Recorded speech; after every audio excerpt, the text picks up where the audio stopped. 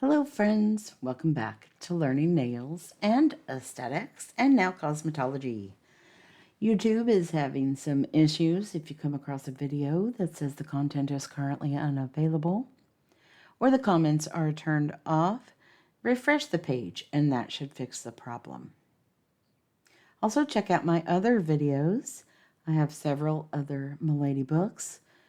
They're nails, aesthetics, and their standard foundations. That book is a companion to all of their books, so that one is definitely a must. I have put the books on various playlists so you can find what you're looking for a little more easily.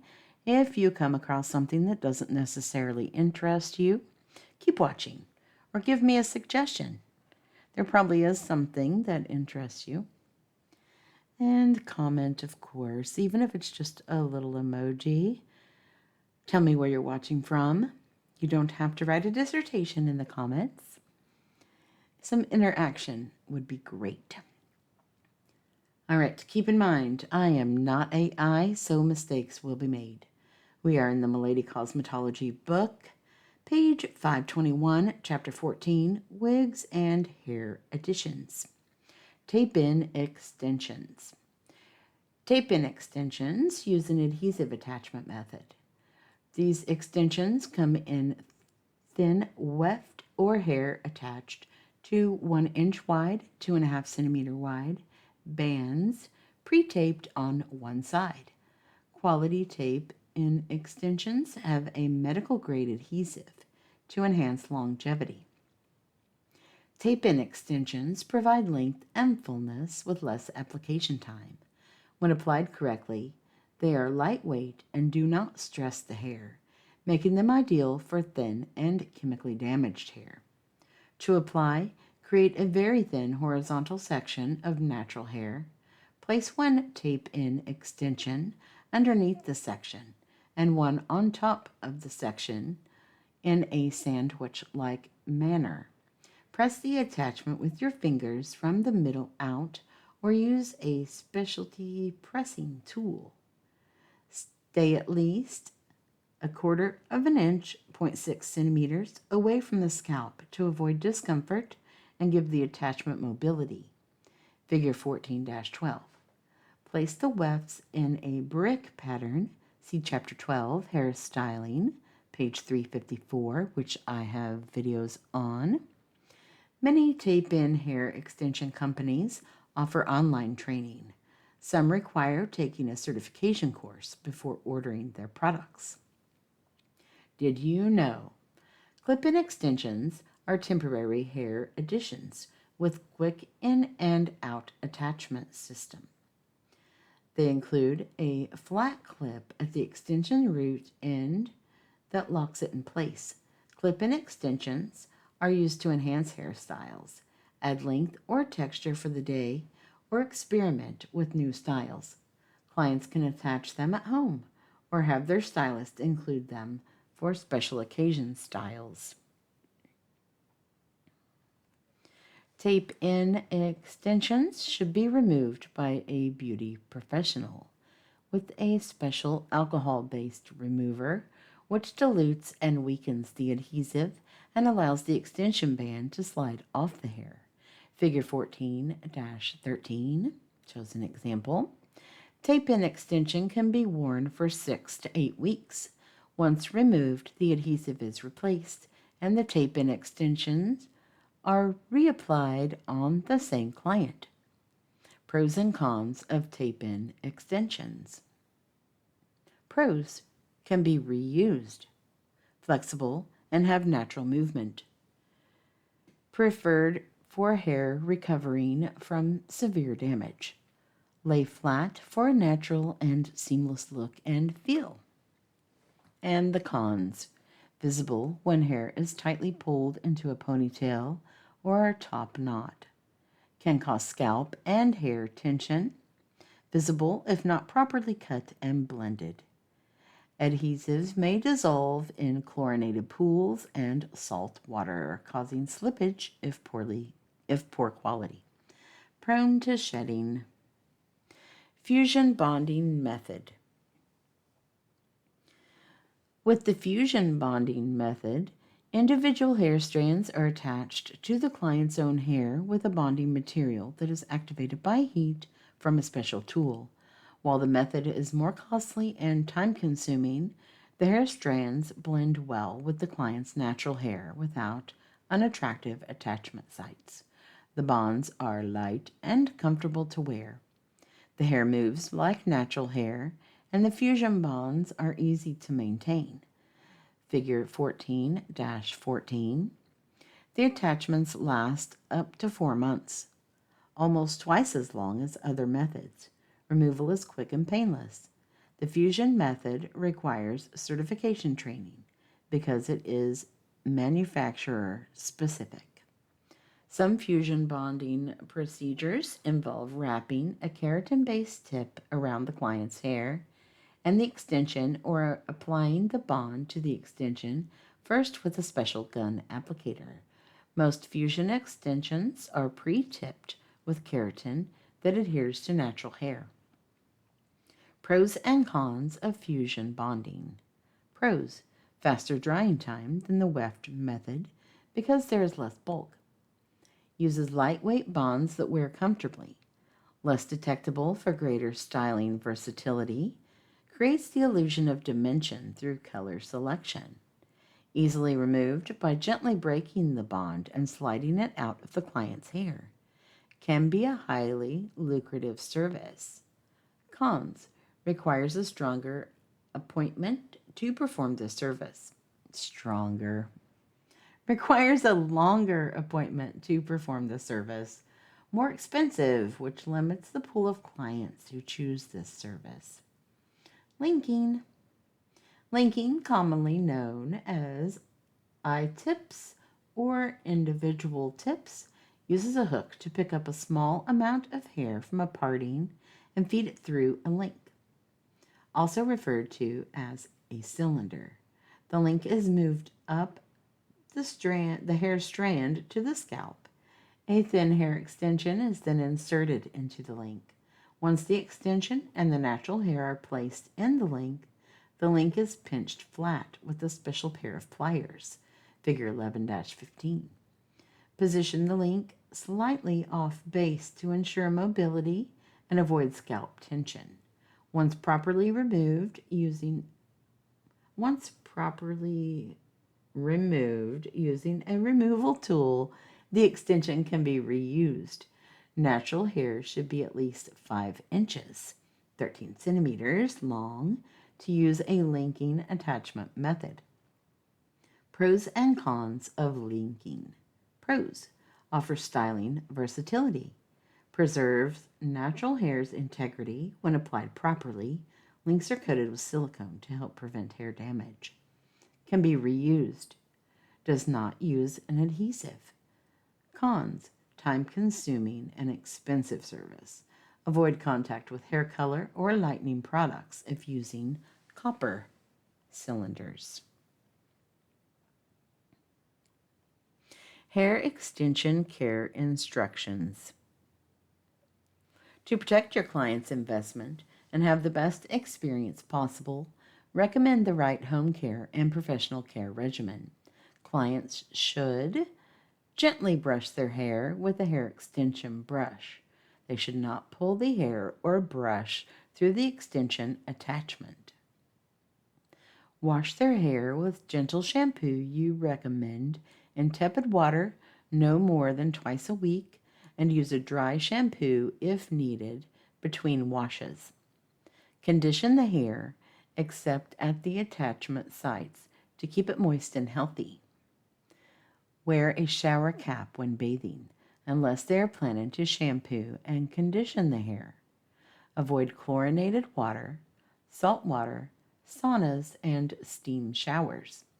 Prevent tangling and matting during sleep by pinning the hair on top of the head, creating 1 to 2 soft braids, using a satin pillowcase and or wearing a silk or satin head covering.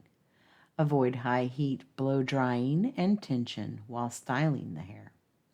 Attend appointments at prescribed intervals for maintenance or a fresh set of extensions. Check in. Describe 4 methods for attaching hair extensions. List pros and cons of tape-in extensions. Learning objective number 5. Describe different types of wigs and hair pieces and how to care for them. Wigs. Wigs have played an important role in grooming and beautification for more than 4,000 years. Millions of people today wear full and partial wigs to enhance their appearance and self-esteem. Wig types. There are 2 basic wig categories: cap wigs and capless wigs. Cap wigs are constructed with an electric guised, what? I'm sorry. Constructed with an elasticized mesh fiber base to which the hair is attached. They are available in several ready-to-wear sizes, as well as custom-made units that require special fittings. Hair fibers for cap wigs are attached by various methods, including 100% hand-tied monofilament cap. One strand of hair is attached at a time. Wow. That allow each hair to move freely for the most natural look. A combination of machine-attached wefts with hand-tied hair at the parting and crown, or lace front wigs, which create the illusion of natural hair growth along the hairline and allow for styling away from the face. Figure 14-16. Capless wigs, also known as open caps, are machine-made from human or artificial hair.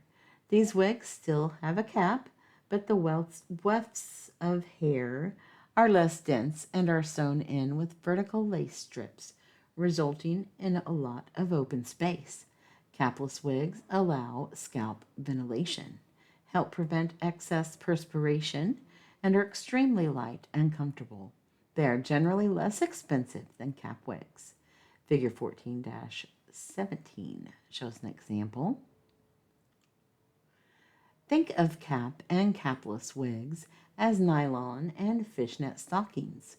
The nylon stocking has closed framework, the cap wig, and the fishnet stocking has an open framework, capless. A cap wig is best for clients with extremely thin hair or no hair at all. A capless wig is excellent for clients who want to frequently change their hairstyle, desire the convenience of wearing a wig, are transitioning to natural hair, or have thin hair. Focus on discussing wigs with clients. Some clients may have experienced hair loss due to a serious illness or medical treatment, such as chemotherapy. Be attuned to their emotional state and well-being and offer a private consultation. Did you know a silicone wig, also called a vacuum wig, for total or near total hair loss, is considered more of a prosthesis than a wig? The base is made of silicone and grips the scalp. It allows wearers to participate in outdoor activities, even riding roller coasters and swimming, without worrying about their wig becoming detached. This specialized wig is fitted by either making a mold of the head or having a laser scan. How cool is that?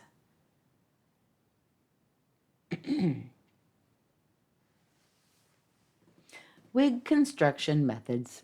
There are 2 basic types of wig construction: hand-tied and machine-made. Hand-tied wigs, also known as hand-knotted wigs, are made by inserting 1 to 2 strands of hair at a time into mesh foundations and knotting them with a needle. These wigs have a natural, realistic look and are wonderful for styling. This method most closely resembles human hair growth with flexibility at the roots. It can be combed in almost any direction because the hair has no definite direction. Machine-made wigs. The least expensive option are made by feeding wefts of hair through sewn machines, then stitching them together to form the wig's base and shape. They are commonly made with synthetic fibers. Their most favorable characteristic is the bounce back quality. Even after shampooing, the style returns. Machine made wigs are sewn in specific directions, offering no brushing or styling versatility. Wig tools and supplies. The following are tools for working with wigs and hair additions. 1. A wig block is a round topped block with head shape used for making, servicing, displaying, or storing a wig. This head form is often made with cork and covered in canvas. It can be placed on a wig tripod stand or clamped to your station or other flat surface. Figure 14-18 both have swivel features. Number 2, T-pins are indispensable pins that secure wigs and hair pieces to the wig block. Figure 14-19. 3. Flexible measuring tape is used to measure clients for wigs or hair pieces or to measure a wig's length while on a wig block. Number 4. Wig and hair piece adhesives are used to secure wigs and hair pieces. They include liquid or tape options and can vary in formulation, such as liquid water-based adhesives, water-resistant adhesives, and double-sided tape adhesives. They are often rated in terms, back her up. They are often rated in terms of performance, such as medium and long holding formulas. Refer to Figure 14-20 for liquid adhesive application and Figure 14-21 for tape adhesive application. Number 5. Wig and toupee specific adhesive remover thoroughly removes traces of adhesive from the client's skin. It is also used to clean the wig cap. Use this remover before shampooing the client or the unit to ensure no adhesive is left behind. 6. Wig-specific shampoo or dental shampoo and light conditioner are needed to care for extensions, wigs, and hair pieces. If approved by your salon, retail these hair care products to clients who wear hair attachments or replacements. 7. A boar brush, made from 100% boar bristles, is the most desirable wig brush.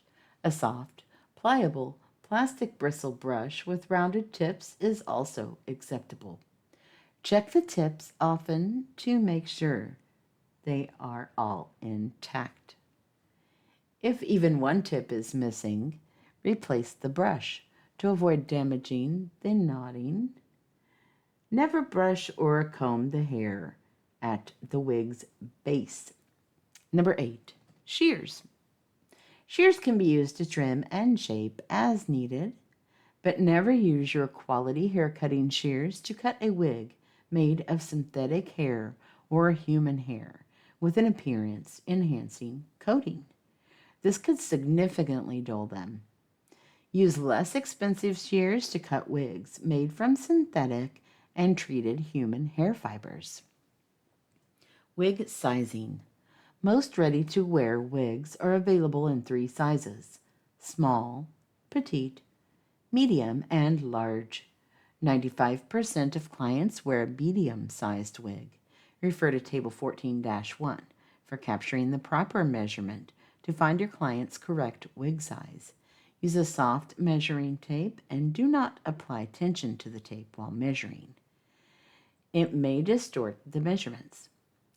Stress that trying on wigs, checking them for size and security, and verifying hair color and style should always be done at the time of purchase. Wig placement. Wigs should settle on the natural hairline, a few inches above the eyebrows. The wig's back should come down to the nape and hug the natural hairline. Most wigs have adjustable tabs or Velcro strips in the back to adjust the wig's circumference for the most comfortable fit.